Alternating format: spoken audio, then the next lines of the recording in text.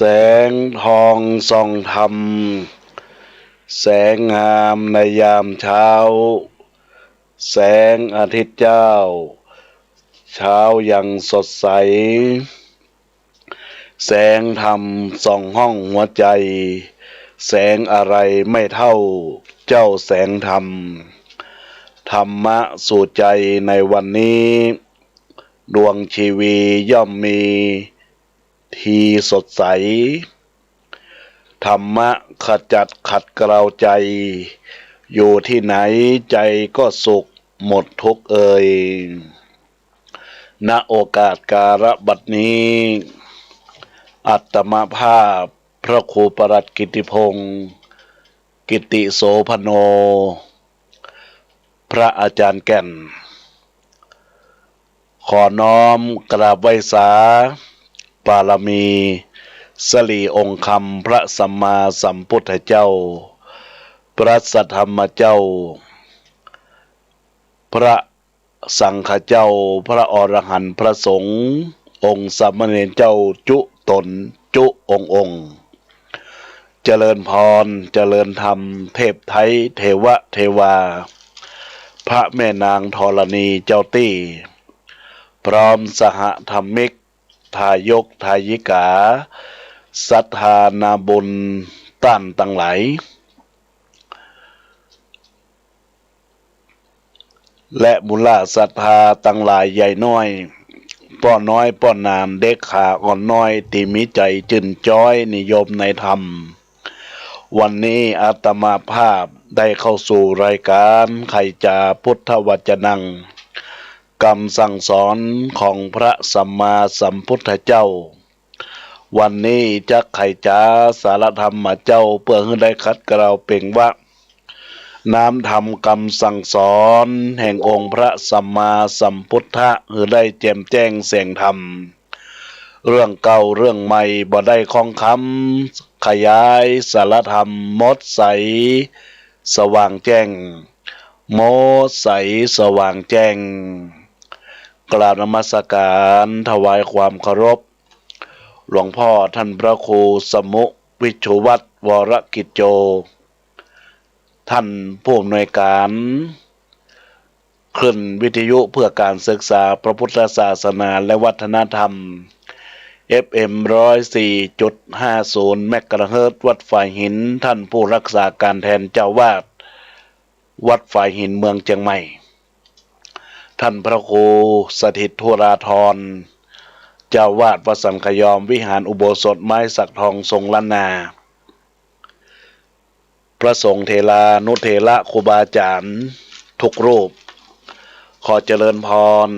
เจริญธรรมอุบาสกอุบาสิกาทายกทายิกาศรัทธานาบุญตั้งหลายทุกท่านทุกคนในวาระโอกาสบ่ายโมงนี้รายการธรรมะสู่ใจเพื่อสันติภาพอัตมาภาพพระครูประหลัดกิติพงศ์กิติโสพโนหรือพระอาจารย์แก่นได้นำรายการสารธรรม ธรรมะยามบ่ายโมงเพื่อนำมาอู้มาจ๋าพบปะกับบรรดาพ่อแม่พี่น้องอุบาสกอุบาสิกาทายกทายิกาศรัทธานาบุญตั้งหลายสำหรับในโอกาสช่วงเข้าพรรษานี้ดังได้ที่ภาวนาตนตัวอัตมาภาพจักได้นำสารธรรมเตะธรรมแบบพื้นเมืองล้านนาธรรมวัดเพื่อรักษาหิตหอยโบราณเก่าเกื้อเพื่อเป็นบุญเป็นกุศลเอื้อเฟื้อเผื่อแผ่บุญกุศลจากการรับฟังของบรรดาศรัทธาญาติโยมสาธุชนและท่านทั้งหลายก็จึงได้มีโอกาสจัดตั้งโครงการรับฟังพระธรรมเทศนาสู่ใจ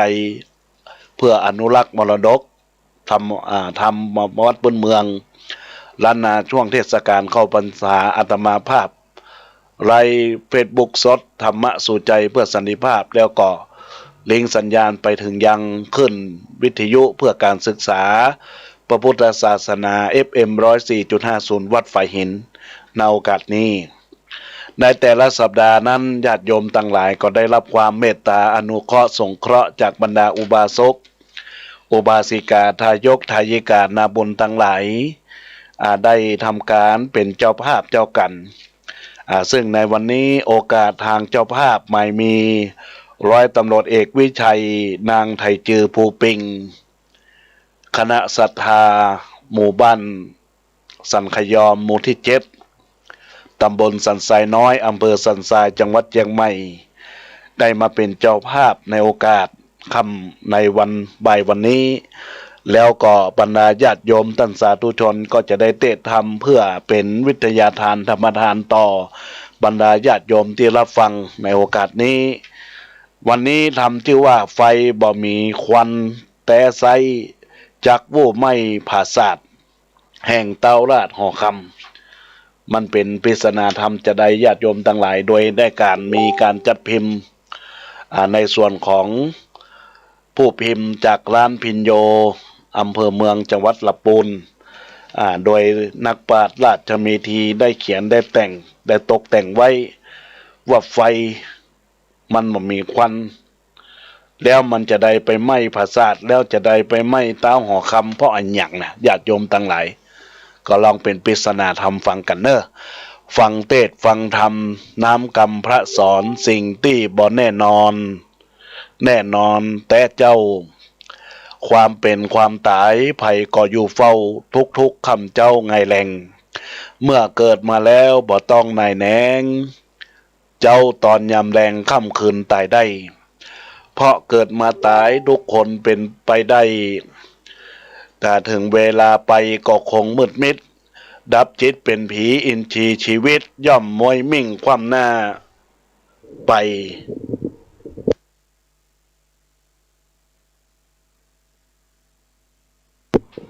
ก่อนจักตายนั้นทำดีฮื้อหลายจีมโนในมดใสเลื่อนเกี้ยงไผจะไปเถียงหน้ามองมนเมียงทำจิตใจนั้นฮื้อจื่นบานทำดีไว้เตอะจากพบสุขสันต์มวยมิ่งไปพันยมผาบานต้านจักหับตอ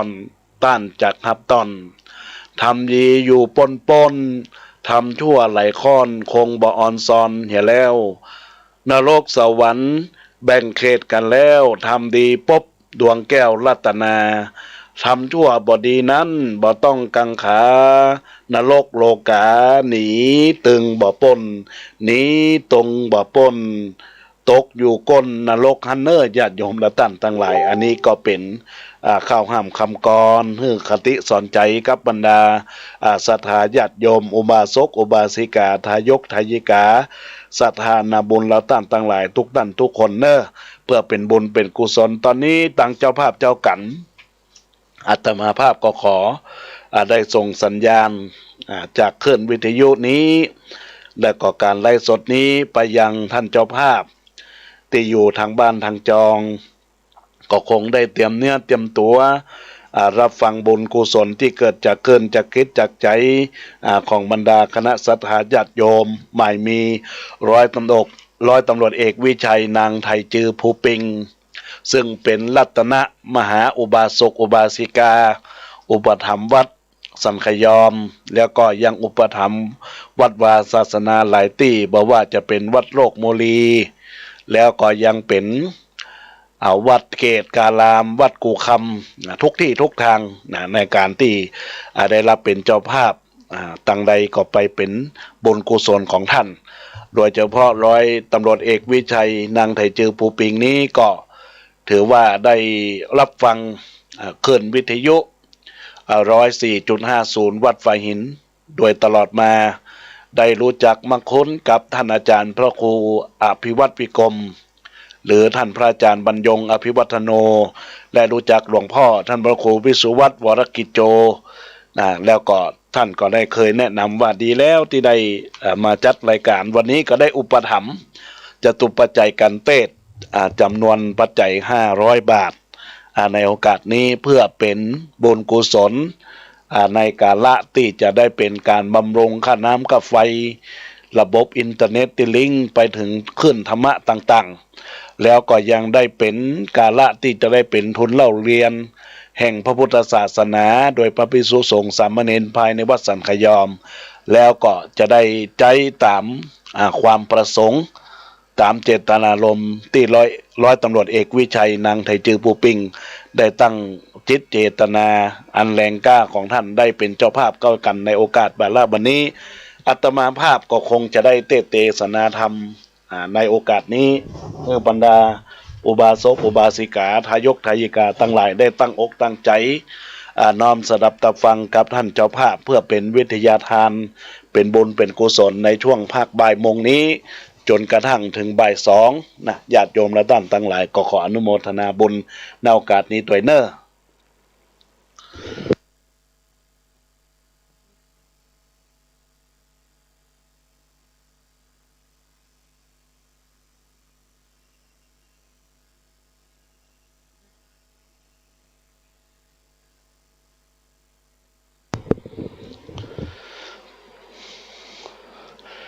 นะโม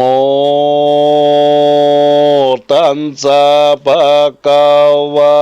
โตอะระหะโตสัมมาสัมพุทธัสสะ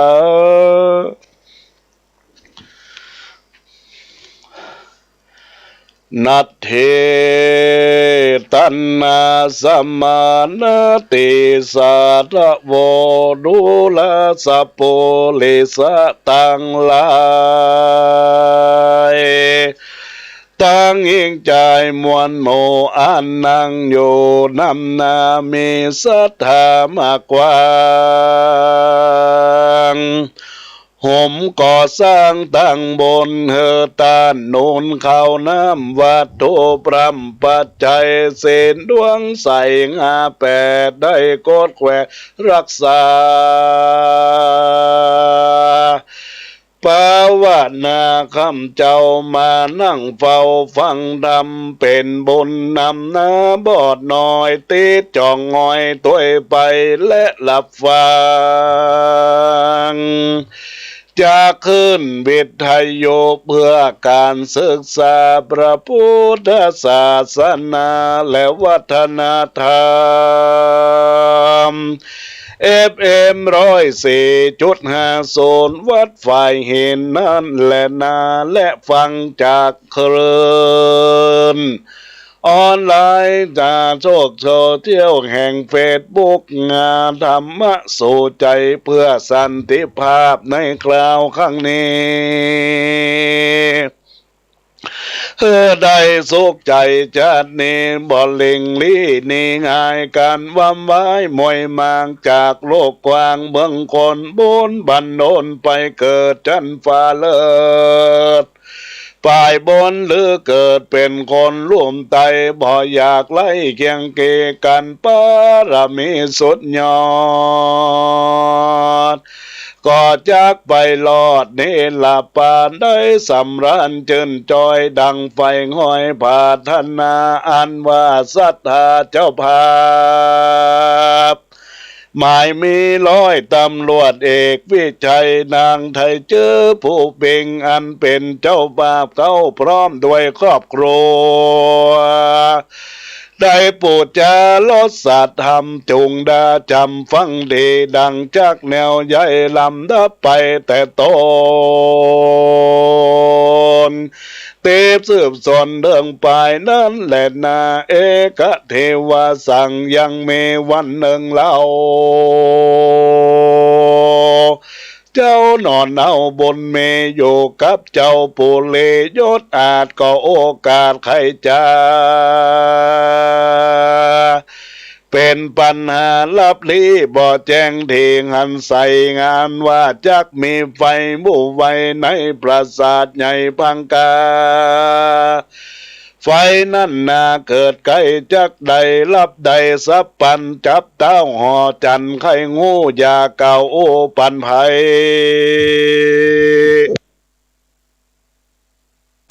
แสงนอนไหนยังหย่อนดังเมื่อก่อนวันอ่อนนาเธอแสงนอนดักอยู่ยาเก่าโอไข่กามเจ้าหอกคำยศใหญ่หากจากใดเล่งหันกันไปปันนาเมียนจอดกอกไว้เต้ายอดพุเลเลี้ยวลาเนเคลื่อนโซยังที่อยู่เลื่อนตนก็มีวันนั้นแหละนากันละไว้ตีมาควายเต้ายศใหญ่จำปาก่อไก่กาเตียวตองเข้าสู่งองซ้อนอนกับสายสมอนงามอาจคือนางราชลาจากันเดิกมาข้าคอยก่อแสงม้อยรับไปเกอบอดจะไขเก่าโอแสงรับอยู่นิมมาเศร้าส่วนวันนางคิงเล่างามอาจก็เกินนางราชเทวีปิญญามีไฟง่อยยังใจเกียตัวถ้อยสามานอันตนผ่านยากไหลตุกเอาไม่หล่นลานหาที่งามบอดใดมาจอดไกลพังกาเฮิงเบิ้นมาหลายหลากนับแต่งหากพ่อปีนั่งเตวีจื่นโซลักเล่นโจจอมมันเป็นนิรันดร์ใจบอกขาดได้วันใดจุ่มคนในมวลโมบอกอาจหู้ขีญาส่วนคืนนั้นนาท่านเต้าตนภาพเดาบุเลฟังว่าตีโอกาสแห่งเจ้าน้อยนาดบนบายสังกาลายไข่หูแสงรับอยู่เหมือนเสานางคิงเรางามอาจบอกเกิดความสงสารก็ใส่ใจแน่มันว่าเจ้าเจียงจันผู้เมนอนรับดีสอดสอดเนื้อตัวตอดหมายเหมือนตายก็ก่อยบันบายกะภาคนี้ลาจากจ้องงานนอนคอยเตียวจรยั่งยองงางออกจากงองไปในแสงเดือนใสสองแจ้งหันจวงแห่งอาณาราชสายญาก็ยอดซอยอันใจหน่อยสามารถออกไปสู่จานปราสาทอันกิ่งไม้ปาดมาโจนางเล่งโดเสียงควายบองหันไผ่ไตคนในก็เอาสบายก้าใหญ่มาผูกไว้ติดตนกันเอาไปมันมัดไว้กับกิ่งไม้เร็วไว้ง่อยลงไปบ่จ้าย้อนตันหากาเลือลายแล้วก็ปันไปไปสู่ยังที่อยู่ใจปานเกิดที่ตูดนาสามานน้อยถอยไล่ก็เพื่อเอาไปใกล้แม่แฝงนอนปิ่งแปงร่วมซ้อน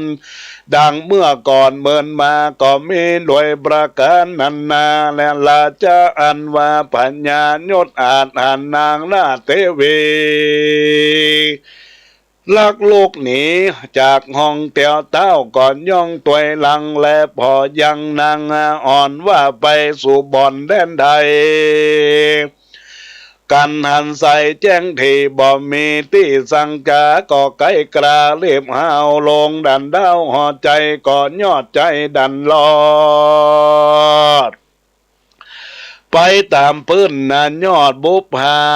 คือดอกนานามวนมากและนาอันว่าไปสู่บ่อนแดนใดกันนากับนางหันใส่แจงทีบ่มีสังกาก็ไก่กระรีบหาวลงจากดาวหัวใจก้อยอดนาใจดันลอดไปตามปืนยอดบุพาคือดอกนานาน้อยใหญ่อันปลูกไว้ใหญ่ๆการผ่านไปไปไก่ที่ใจถอยไล่กาลีกับเทวีกินโฮได้ยอดนาจอดอยู่จอมกันก็เลี้ยวปั่นเขาซ้อนอยู่ในบ่อนเฟยนาแล้วก็อดรอลาถ้าอยู่ว่าเอาจักอูสันใดใจจังไรต่ำต้อยเกือเกตโตด้อยกาเลงหันนางเตเวยศใหญ่มาอยู่ไกลตัวมันใจเป็นควันโคตรเกลาจมแจ้งดานานาว่าสันได้จ้านันใส่บ่มาแต่เจ้ายำอ่อนโกอาวอนเอาว่าไม่ย้อนเกิดไข่คณิงหาสันได้จ้ามาจ้าเลือว่ารักงาเจ้าฟ้าเลือโกนั่งเข้ามาโจแนบคางแล้วเก่าอ้างกำไปว่าโดลาสายใจเอ๋ยเจ้าพี่จงเกิดที่ตามลายแล้วก่อนนางฮักเปลายมากเต้ากว่าเต้าเจ้าเขาเนื้อหัวเต้าเป็นผัวแต่ใส่น้องบ่อไผ่ปิญาเต้าสิเนงหาเจ้าพี่มากงากรัมมาตีจักไข่แล้วก่อหัวใจน้องไทยพาออกได้นางหมายจักเอาดาบมาคมพายมาผ่าจกออกงาต่อหน้าซับปันเฮอบี้หันแจงตีว่าน้องนางฮักพี่ปานใดนา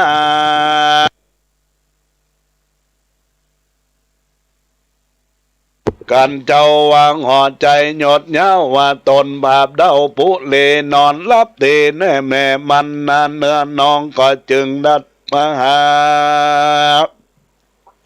คืนนี้นาเต้าใดรับบอดได้ดังไม้บอดเลิกและข้าคอยเต้าจึงม้อยงานรับไปน้องจึงไว้วังยะยองออกจากห้องมางาคอใส่ตาเจ้าปีรู้แจ้งทีตามเมกาจายากาเลพิโตดหน้าเบลบูดหน้าบอมมาปองตีนเป็นนองเม่นเนาฟังนางนอนเล่าใครปันใจเป็นควันไม่มาดโคตรขนาดดำนาย้อนเทวดายศใหญ่อันอยู่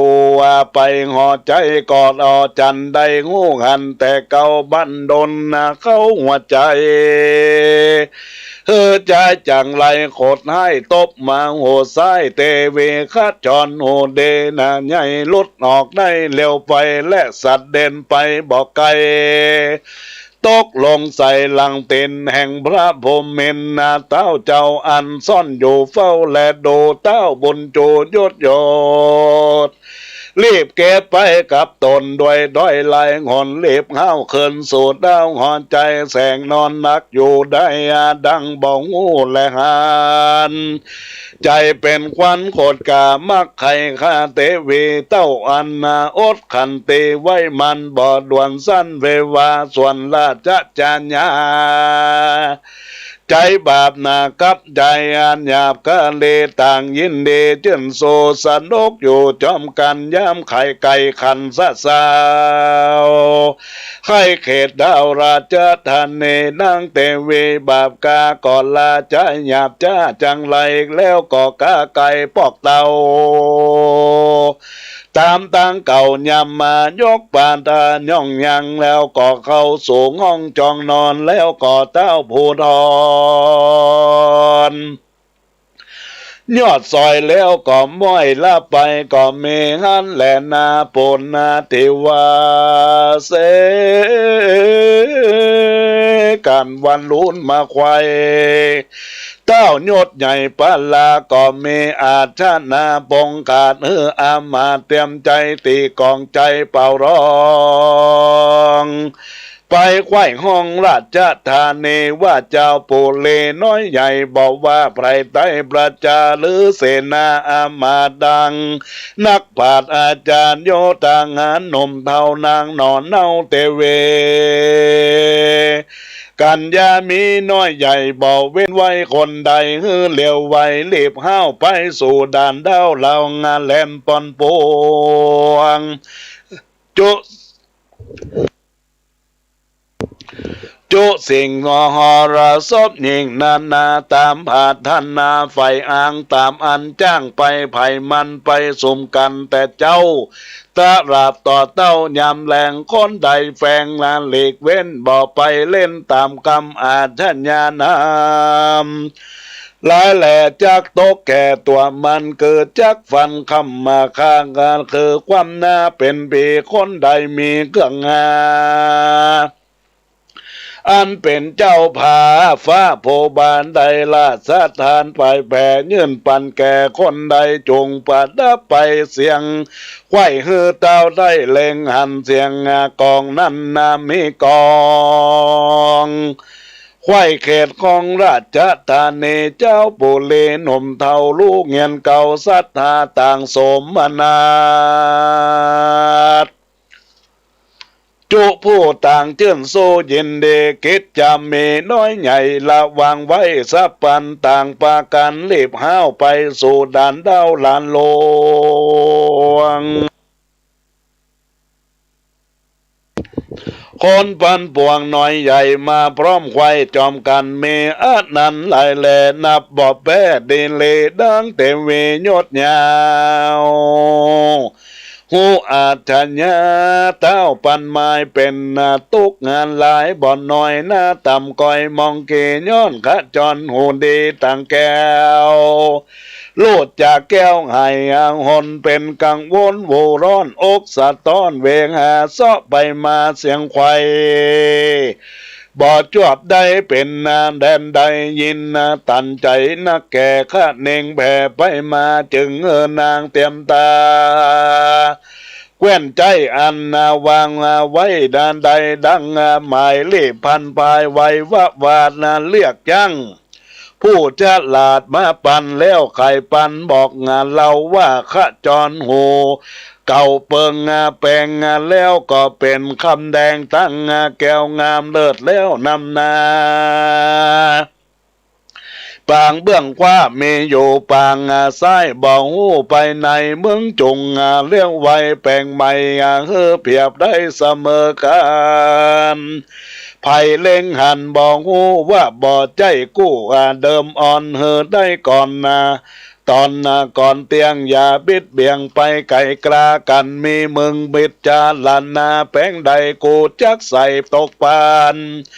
ยังรางวันไล่หลากพันคำเป็นประมาทจ้างผู้ชะนำการขับไว้ข้าก็แปลงได้ดีเลย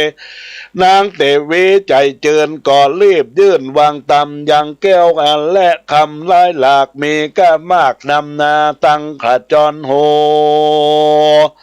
ขวางามองอาจแล้วก็จ้างผู้ฉลาดนำมาในจ้างไว้รีบลางหาวแล้วก็ไปสู่ดาวเกหาเอาข้าจรหูขวานั่นเอาเป็นแบบเบาโททำก็มีแหละนากันเดิงยามมาลอดเต้าเจ้ายอดปุรีมีเศษนาบอดเดปูจาลาตังอามาตยงหันเป็นบริวารมวลหมู่เข้าไปสู่ส่วนหลวงคนพันพวงน้อยใหญ่หันเต้าใดสะเด็ดมาก่อวันทาก้มเกลาไว้เต้าเจ้าสับปันแล้วปากันโหลองสะนันกองราชตาเนส่วนนางเตวีบาปเศร้าร้อนไอไม่เอาเหลือใจย้อนเต่าวันใสไววองผงแจ้งส่องพดมาบัดนี้นาควายนาแก่ยัง นางพัดแผ่เล่ลนเหือตามต้นย้อยหยอดหยาดร้อยร้อนไม่มาดปันไฟแสงนอนในเมื่อใครนางแก่นใจจังตาบีบกะยาบ่ปอนดังอิดห่อนนำนาเจ้าหอกคำที่ลาดบองหันนางหน้าใจยากองคือคนต่างตาเรียบเลี้ยวหาวไปเรียกนางเต้ามาไวคนเตรียมใจไวว่าวองเขินสู่งองปังกาแล้วทนสาบอกเราโลเก้าต่ำเมนางเตเวยอดซอยก็ตอบด้วยคำไปว่ากูหนาวในเมื่อยไข้ไปบ่ได้สับปันกันนางคำนั้นเบบโน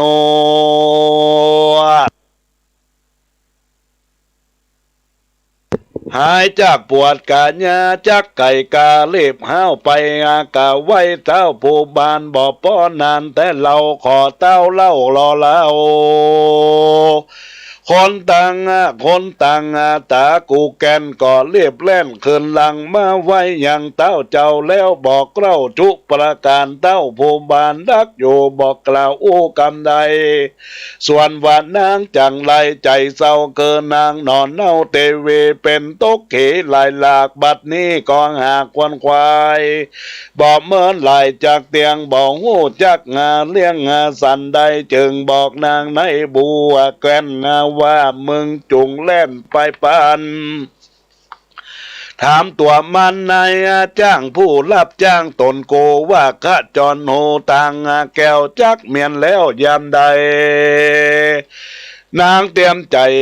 ผู้ฉลาดลงปราสาทบังกาเล่งเถิงเกงหานายจ้างก็มาอ้างว่าจักทำได้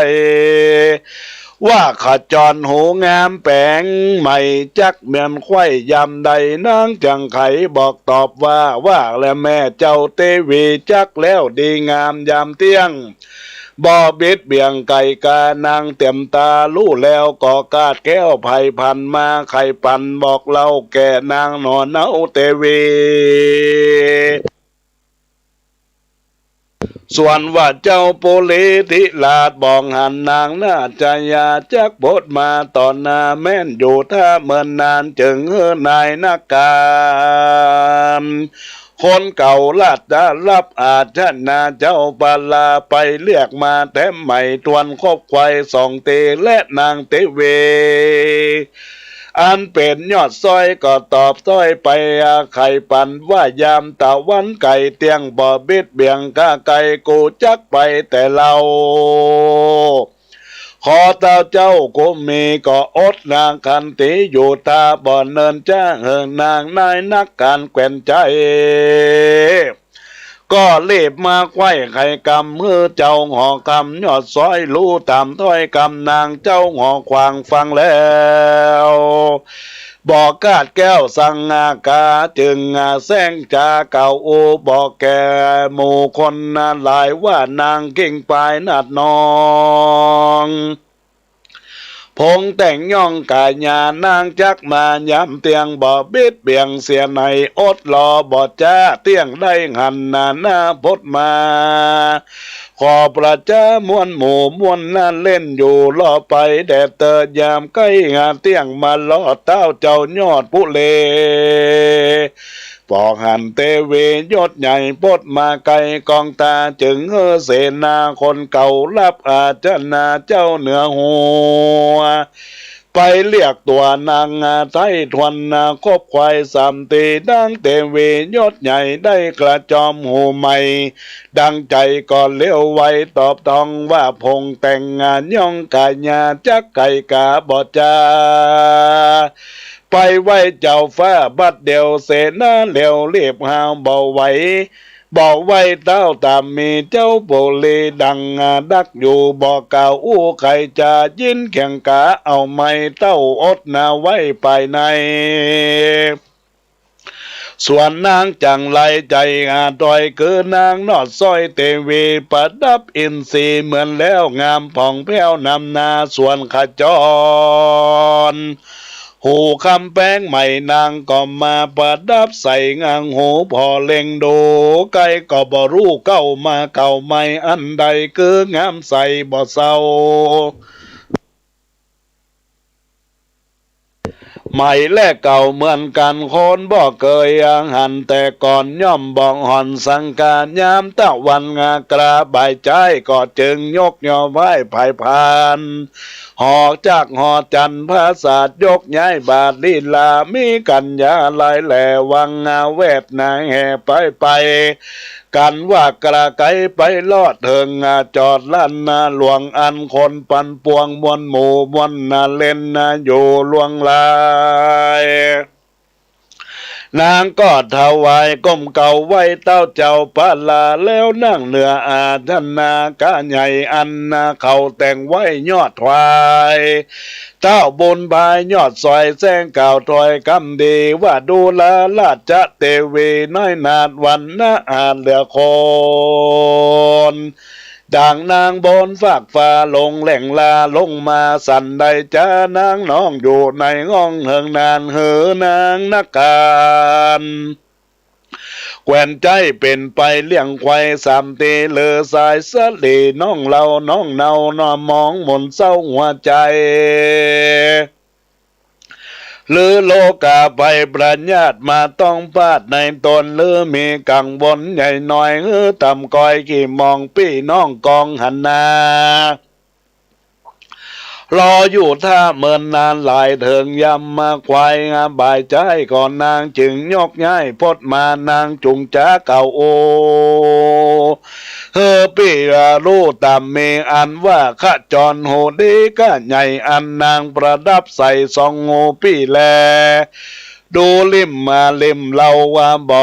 แม่นของเก่าตั้งสองพี่น้องปองไก่งูน้องจุงอู้ไปมาลาจะจะญานอนเน่าฟังเต้าเจ้าจะตามนาเรือไหลลามย้อยหยาดแนวก็ไม่มาดบานไฟมีหัวใจไหววาน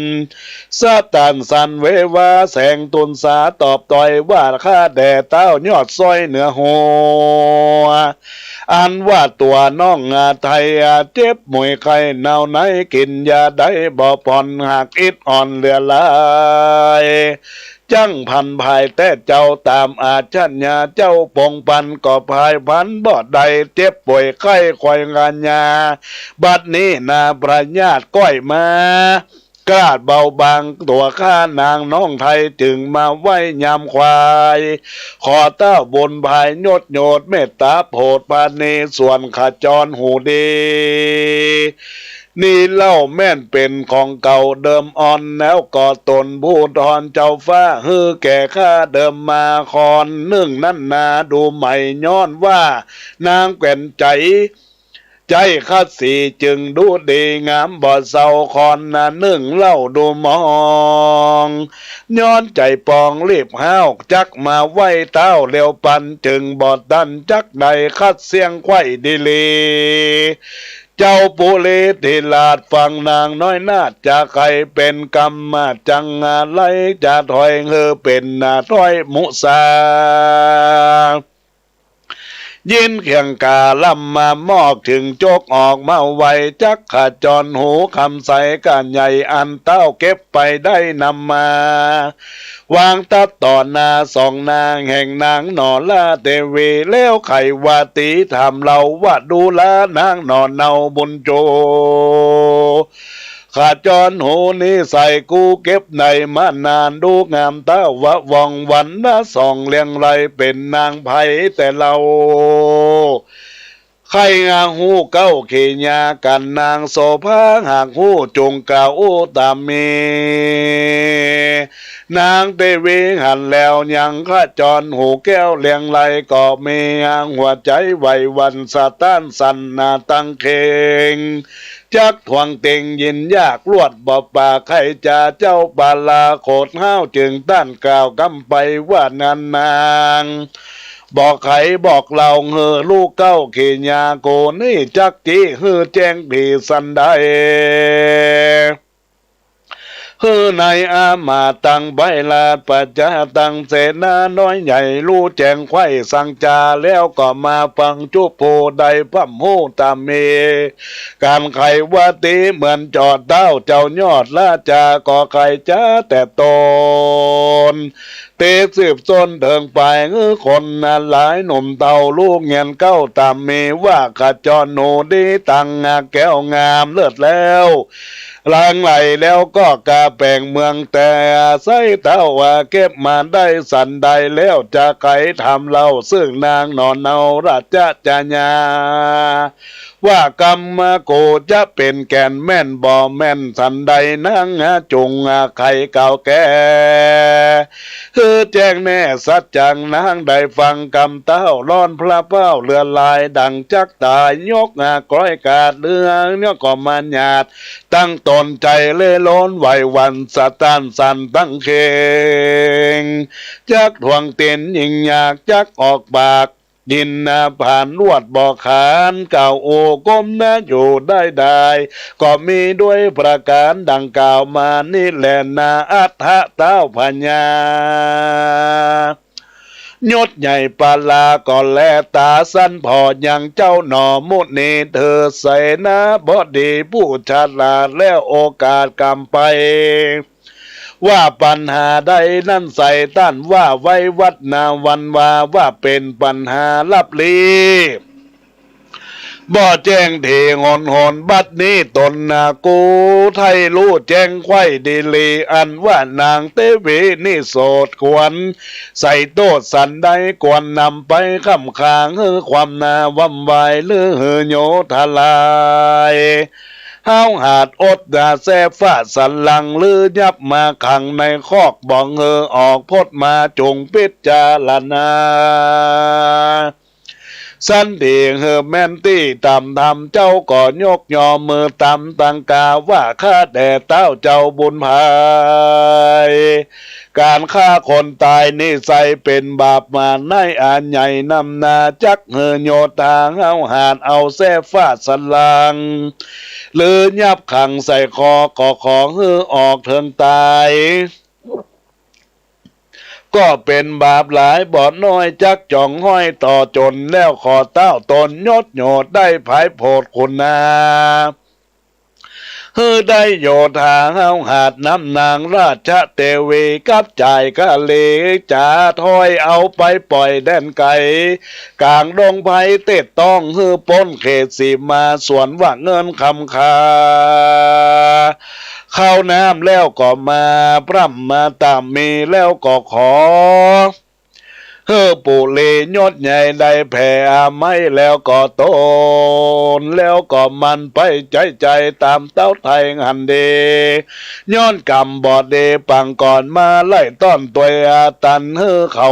มันตั้งกู้ได้จึงสู้ปิญญาคนเกิดมาในโลกสุขโศกสุนกันตามกำไผ่มันสั่งไว้เว้นบอดใดดิลีตั้งกำเดและหายย่อมตัวตอบไส้ต่อจนยังตนคนผู้สร้างบ่องหันห้างหนีไกลบ่มีไปจักอาจจักตันตัดขาดเวรกรรมแหลนาเจ้าปาลาติลาดฟังเจ้าน้อยนาดไข่ปาน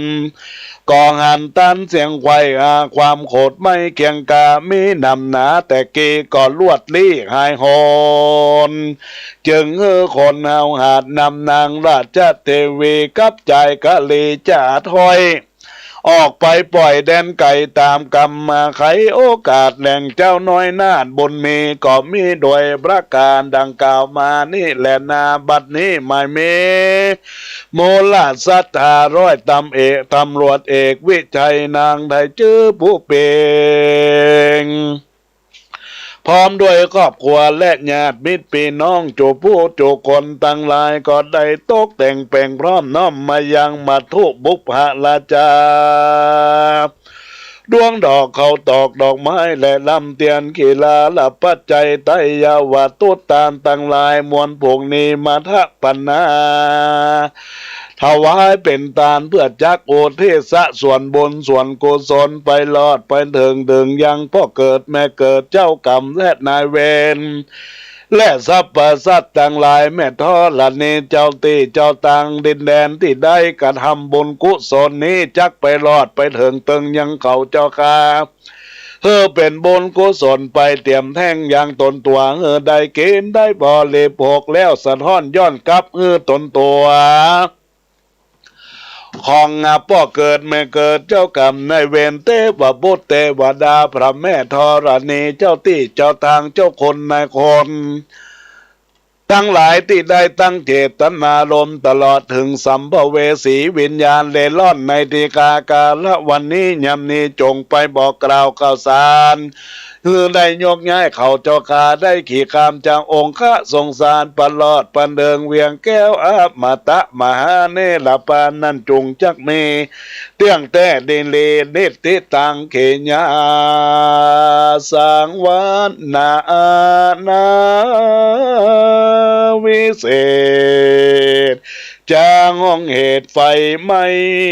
มามีควันจักไม่ประสาทเต้ายศหน้าเต้ายศใหญ่ราชตานีก็มีด้วยประการดังกล่าวมานี่แหละนะก็บังคมสมเลสละเดชท่านอุบาสกอุบาสิกาทายกทายิกาท่านผู้ฟังตั้งหลายทุกท่านทุกคนได้รับการฟังพระธรรมเทศนาธรรมพื้นเมืองอันมีชื่อว่าไฟบ่มีควันแต่ไสจักวูบไม่ผาสาดแห่งเตาราดหอคำใจความนะญาติโยมตั้งหลายเมื่อญาติโยมได้ตั้งใจฟังดีๆนะญาติโยมมันก็เป็นเรื่องราวคนที่อยู่หอคำตัวคนที่อยู่ในหอปราสาทหอจันทร์ได้อยู่ด้วยกันมีนางราชเทวีได้ทำการคบสู้สูตรใจในเฮือนของตนญาติโยมตั้งหลายหลังจากนั้นก็ได้มีกาละมีกะมีคำหมักพวงหลงไหลโดยเฉพาะเป็นเครื่องประดับได้คัดได้สีเรียบร้อยแล้วแต่อันก็ไม่ได้คัดเพราะว่ามันมีเรื่องราวที่เกิดขึ้นตัวกันสิ่งสำคัญแล้วในใจความของเรื่องนี้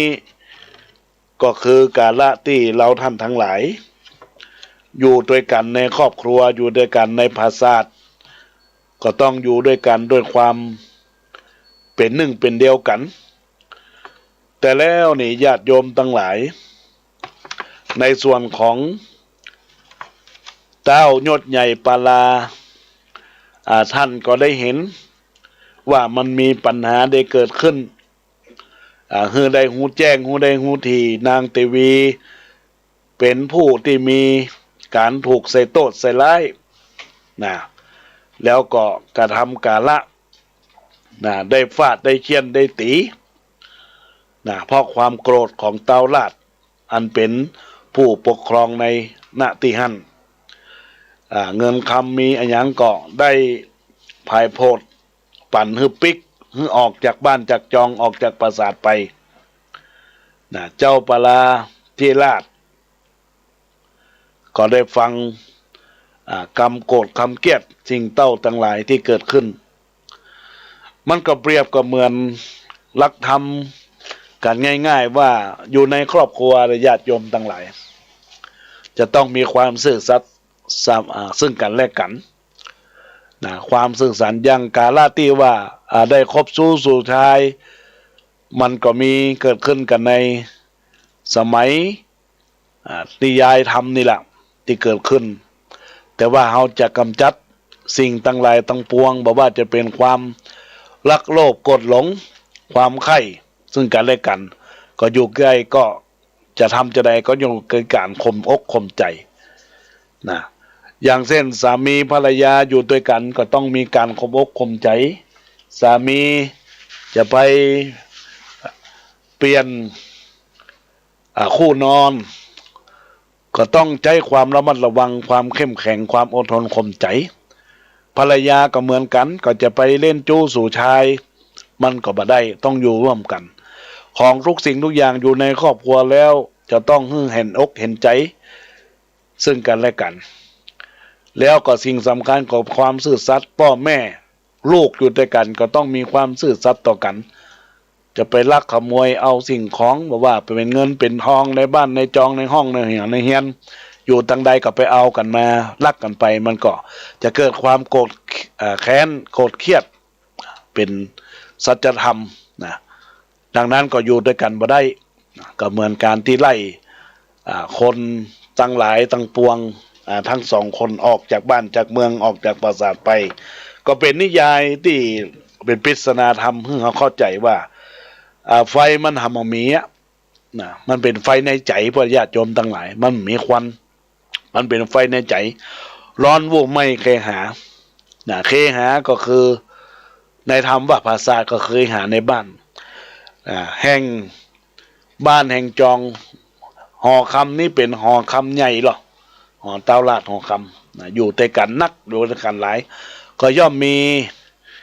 ปัญหาย่อมมีการแก้ไขก็คือต้องออกจากบ้านจากปราสาทนี้ไปดังนั้นแล้วญาติโยมทั้งหลายนิทานเรื่องนี้ก็สอนอกสอนใจสอนจิตสอนใจกับบรรดาญาติโยมที่รับฟังที่เป็นครอบครัวก็ต้องพยายามอยู่ด้วยกันปีหูสองน้องหนึ่งจะไปมีความโกรธความเกลียดจะไปลักขโมยขอใครได้ก็ขอกันใครกินยังก็กินกันขอกันนะนี่ก็เป็นเรื่องราวที่เป็นปริศนาธรรมในโอกาสนี้จะได้ปั่นปอนคือกับเจ้าภาพเจ้ากันอังกอร์หมายมีท่านร้อยตำรวจเอกวิชัยนางไทยจือภูปิงก็เตรียมตัวครับปอนกวดน้ำหยัดน้ำอยู่ที่บ้านเนอยะถาวาลีวังหาปุลาปาริปุเรนติสาคลังเอวะเมวะอิโตทินังเปตนังอุปกัปปติอิจิตังบดิตังตุมหังคิปะเมวะจะมีจันตุสเปปุเรนตุสังกปาจันโทปนะละโสยะถามณีโชติละโสยตาอิมีนาบุพบุภาละจะตนังจตุปัจจัยตายวัตุตนะปะตังตานังโอเดสะตานังนิปานะปัจจโยหุนตุโนติจังดีนะอาจจะในวันนี้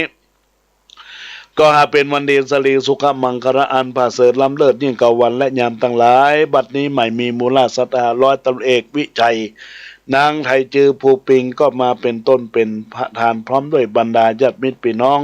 ทุกผู้ทุกคนครอบครัวของท่านได้อยู่เย็นเป็นสุขอายุมั่นขวัญยืนใน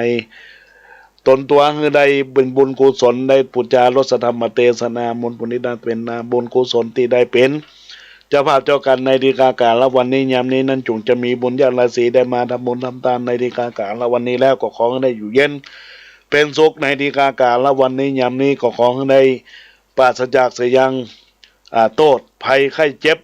จะได้มีสิ่งใดมาก้ำมากายนั้นจงจักมีเตื้องแต่ดิลีใจยตุภวังใจยะมังขลังใจยะวันเนสันตุจเตสสาสปีติโยวิวัจจันตุสภะโลโควินาสันตุมาเตภวะตวนตะลโยสุขีติกายุโกภวะพิวาทานาสีลิสานิจังบุทธาปัจจายโนจัตตาโลธรรมาวัฏันติอายุวันโนสุขังพลังพัฒหารธนังจตุปัจจัยธนังอุติสะธนังนิปานังปะละมังสุขังก็ขออนุโมทนาขอบคุณกับบรรดาเจ้าภาพร้อยตำรวจเอกวิจัยนางไทยจือภูปิงได้ร่วมทำบุญในโอกาสกาละวันนี้ก็ขอบุญกุศลที่ได้ปุจจากันเทศกันทำจตุปัจจัย500 บาทนี้ก็ขอเป็นบุญกุศลเพื่อได้ครอบครัวได้อยู่เย็นเป็นสุขอายุมั่นขวัญยืนปราศจากทุกโศกโรคภัยไข้เจ็บต่างๆทั้งมวลนั้นจงจักมีเตื้องแต่ดีหลีบุญญาลายสีก็ของครอบครัวคิดสิ่งหนึ่งประสงค์สิ่งใดที่ชอบประกอบไปทำก็ขอจงพันสำเร็จจงพันสำเร็จจงทุกประการ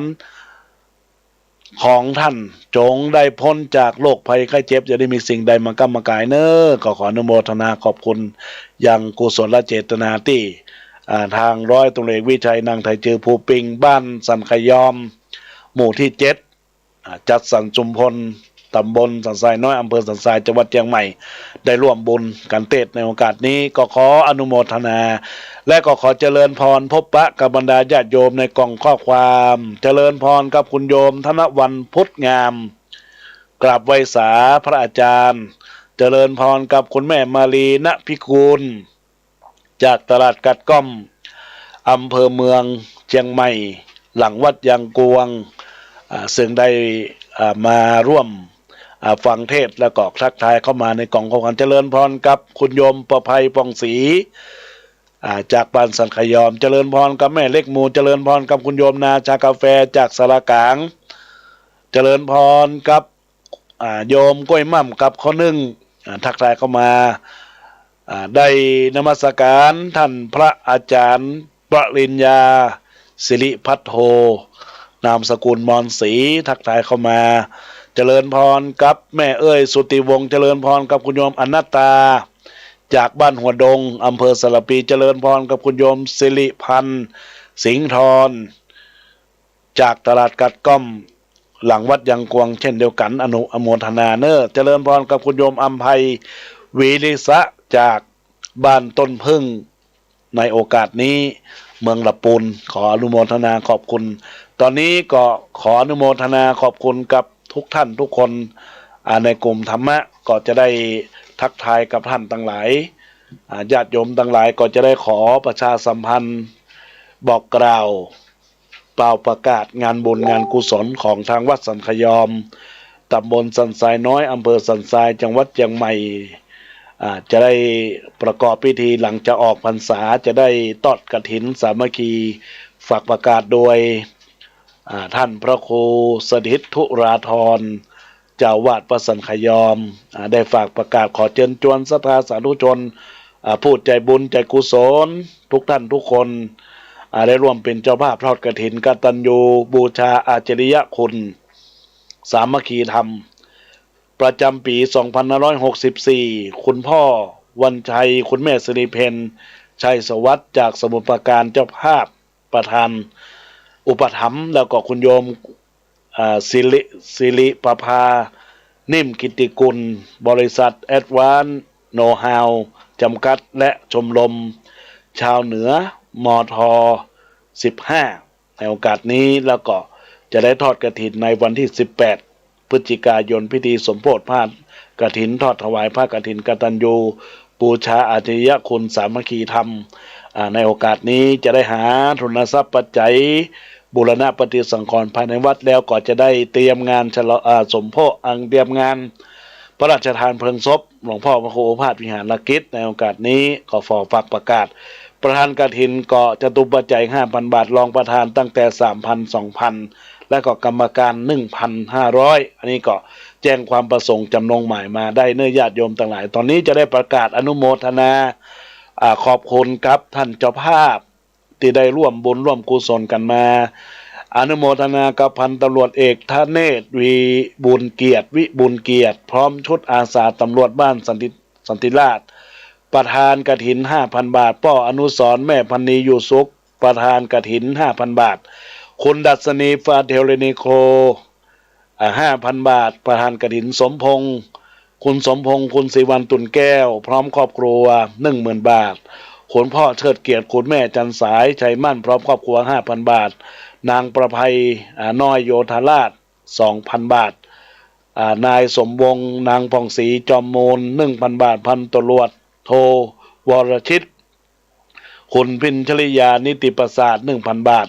นางสาวปิยนาถพงพิกุล 1,000 บาทพ่อหลวงอินสอนแม่หลวงแสงจันทร์บุญธรรม 1,000 บาทร้อยตำรวจเอกพรศักดิ์นางประนอมพรมสุวรรณดีร่วมทั้งหมด 1,000 บาทนางสาวอรวรรณโยธราช 1,000 บาทนางต้อยธงยูนางวรารัตน์ทนดีพร้อมครอบครัว 1,000 บาทครอบครัวคุณพ่ออนุชาคุณแม่มาลีนางกนกพรนางสาวกันดาณพิกุลนายสุภชัยแปลงน้อยจากตลาดกาดก้อมหลังวัดยางกวง 5,000 บาทแล้วก็อนุโมทนากับคุณโยมธนวันยิ่งเจริญพร้อมครอบครัว500 บาทแล้วก็ขออนุโมทนากับนางคณาพรนายวีรวัฒน์ป ปอกคำจากร้านนาชากาแฟหน้าศาลากลางศาลปกครองเชียงใหม่บุญกฐิน300 บาทนางดวงเดือนนางสาวดวงเดือนศิริลักษณ์พร้อมครอบครัว500 บาทนายศรีทนนายศรีธรนางแสงล่าธงยูพร้อมครอบครัว500 บาทอนุโมทนาบุญกับคุณพิมพ์ทองไคโตะคุณมาสกิไคโตะนางสาวพินพิษยาภาแก้วเงิน 2,000 บาทกลุ่มผู้สูงอายุแม่บ้านร่วมกันจากหมู่บ้านหมู่ที่4บ้านสันขยอม2,000 บาทคุณแปลงบางสารพร้อมครอบครัว 1,000 บาทแล้วก็หมายมีอาจารย์จรัญนางสุนีสุภาษีรองประธาน 3,000 บาทขออนุโมทนาคุณโยมนางสาวพิชชาอามสตอง 1,000 บาทขออนุโมทนาขอบคุณกับคุณ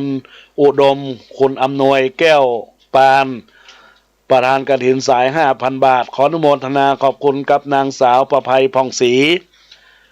บุญกฐินแถม1,000 บาทนายประเสริฐนางอภันดวงสร้อยพร้อมครอบครัว 1,000 บาทนางจันฟองโยธราช 1,000 บาทญาติโยมต่างหลายที่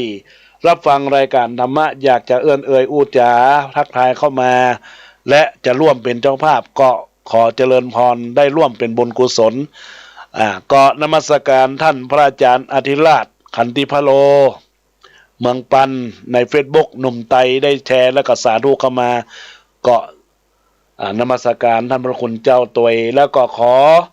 เจริญพรญาติโยมทักทายเข้ามาเหลือแต่เวลา4 นาทีเนอะ0962629694ในโอกาสนี้ได้ร่วมบุญในกฐินกันได้เนอะได้ประชาสัมพันธ์บอกเอิญจนจวนบอกกล่าวเป่าประกาศ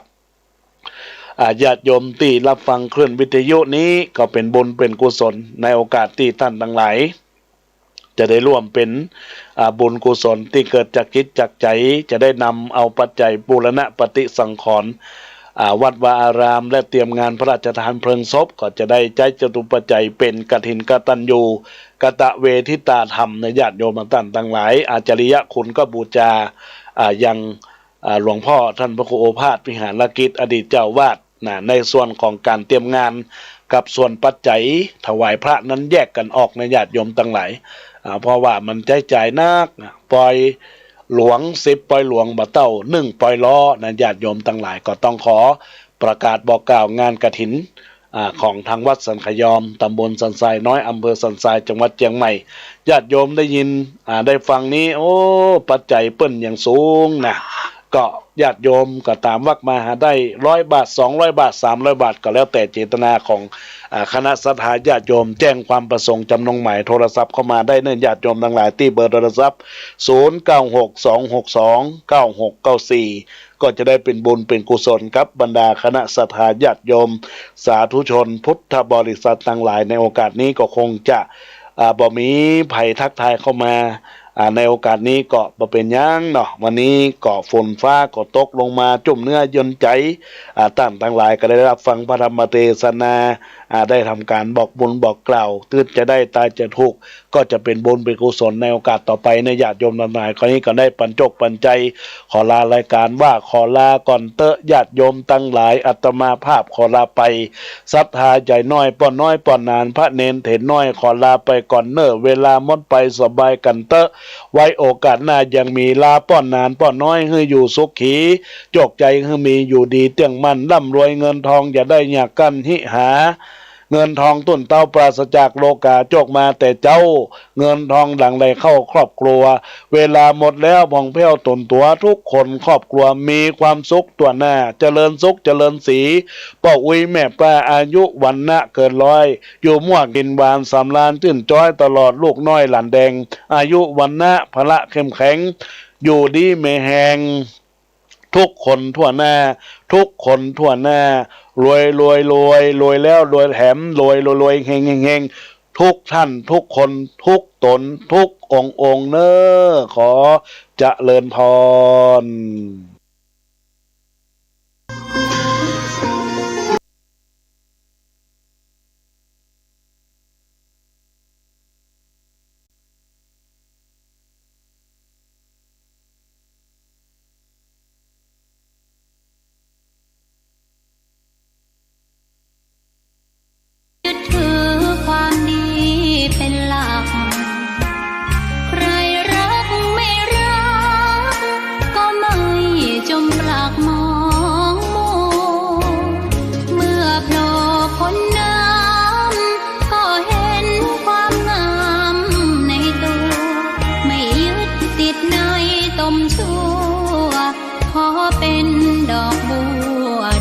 ดี